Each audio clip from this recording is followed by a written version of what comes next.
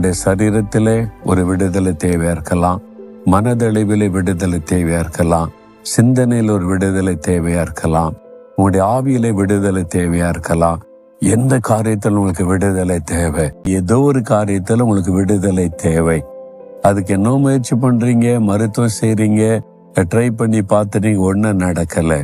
ஆண்டவர் இயேசு கிறிஸ்து உங்களை நேசிக்கிறதுனால தினந்தோறும் காலையில உங்களோட பேசுகிறார்.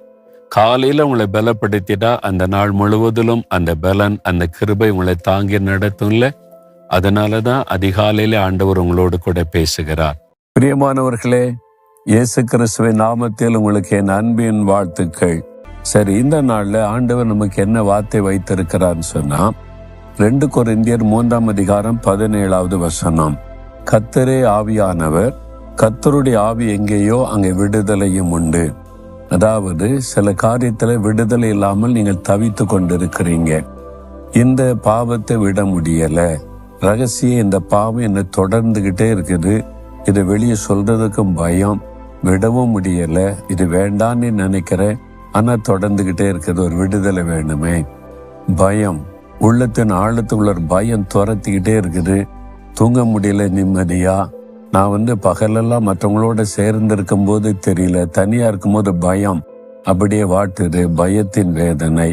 சில சமயத்துல மன அழுத்தம், அப்படியே ஒரு குழப்பம், இந்த மாதிரி மன குழப்பம், மன அழுத்தம், ஒரு மாதிரி போராட்டம், சோர்வு, பலவீனம், சரீரத்தில் இந்த பாதிப்பு, ஒரு விடுதலை வேணும். இந்த மாதிரி ஏதோ ஒரு காரியத்துல உங்களுக்கு விடுதலை தேவை.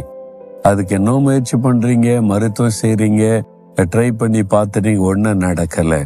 ஆனா நமக்கு ஒரு முக்கியமான ஆயுதத்தை தேவன் தந்திருக்கிறார், பரிசுத்த ஆவியானவர். அவர் நம்ம மீது இறங்கி வந்துட்டா விடுதலை உண்டாக்கி விடும். ஆவியானவர் எங்கெங்க விடுதலை. அது என்ன ஆவியானவர்னா, கர்த்தரே ஆவியானவர். தி லார்ட் இஸ் த ஸ்பிரிட். கர்த்தர், தேவன் என்கிறவர், கடவுள் என்கிறவர் ஆவியாய் இருக்கிறார். அவரை பார்க்க முடியாது, அவருடைய சத்தத்தை கேட்க முடியும். அவர் ரொம்ப பிரகாசமானவர். ஆனால் அவர் பரிசுத்த ஆவியானவராக வந்து நமக்குள்ளே வாசம் பண்ணுகிறார். அப்ப ஆண்டவரிடத்துல அந்த பரிசுத்த ஆவியினால் என்னை நிரப்பும், என்னை ஆட்கொள்ளும் என்று தாகத்தோடு கேட்கும்போது தேவன் தம்முடைய ஆவியை நமக்குள் அனுப்பி ஒரு விடுதலையின் வாழ்க்கையை தருகிறார். எல்லாவற்றிலும் விடுதலை. எந்த ஒரு காரியத்துக்கு அடிமைப்பட்டிருந்தாலும் உன்னுடைய சமாதான, சந்தோஷம் எல்லாமே பாதிக்கப்பட்டு விடும். ஒரு முழு விடுதலை இருந்தாதான் மன மகிழ்ச்சி, சந்தோஷம், எப்பவும் களி கூறுதல் இருக்கும். உன்னுடைய சரீரத்திலே ஒரு விடுதலை தேவையா இருக்கலாம், மனதளவிலே விடுதலை தேவையா இருக்கலாம், சிந்தனையில் ஒரு விடுதலை தேவையா இருக்கலாம், உங்களுடைய ஆவியிலே விடுதலை தேவையா இருக்கலாம்.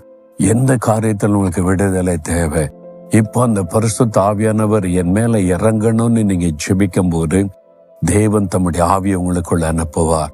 அந்த பரிசுத்த ஆவிக்குள்ளே நிரம்பி ஜெபிக்க ஜெபிக்க ஜெபிக்க ஒரு விடுதலையின் வாழ்வு உங்களுக்குள்ள இருக்கும்.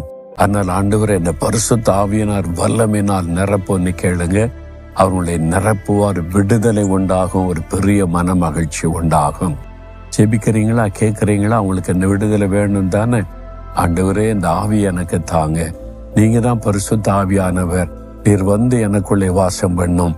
ஆண்டவரே, யார் யார் இந்த பரிசுத்த ஆவியினால் நிரப்பப்படவும் நீர் வந்து ஆவியானவராக எனக்குள்ளே வாசம் பண்ண வேண்டும் என்று விரும்பி ஜெபிக்கிறார்களோ ஒவ்வொருவருக்குள்ளும் அந்த பரிசுத்த ஆவியினுடைய வல்லமை இறங்கி வரட்டும்.